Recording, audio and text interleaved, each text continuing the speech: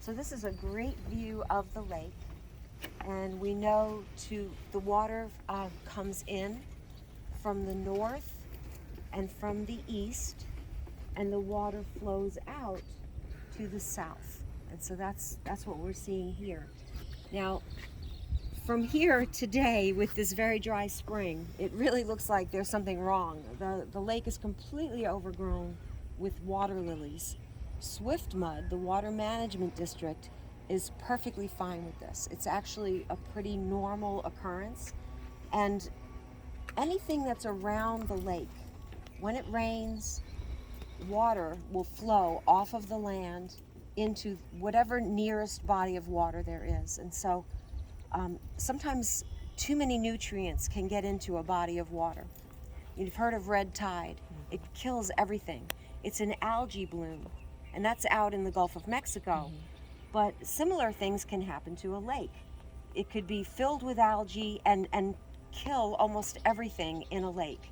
And so these lily pads, these beautiful water lilies, and these spatter dock are actually able to take nitrogen and other nutrients out of the water and keep that water healthy. And so they're actually keeping this lake from being overrun with algae. So that's a pretty helpful thing. Now, when the water rises, I've been told that there will be some open areas. I'm looking forward to that because people are allowed to come to this lake with canoes, kayaks, even a motor, as long as it's smaller than 10 horsepower or less. So there is duck hunting, believe it or not, allowed on this lake. Wow. During the duck hunting season. But I have not seen a boat on this lake. It seems like there's no passageway at all. And there are grants being written to remove some of the water lilies from the water and some of that spatter dock to clear some of it out, and hopefully that plant material would be composted and used to create some good soil. But we'll see if that happens.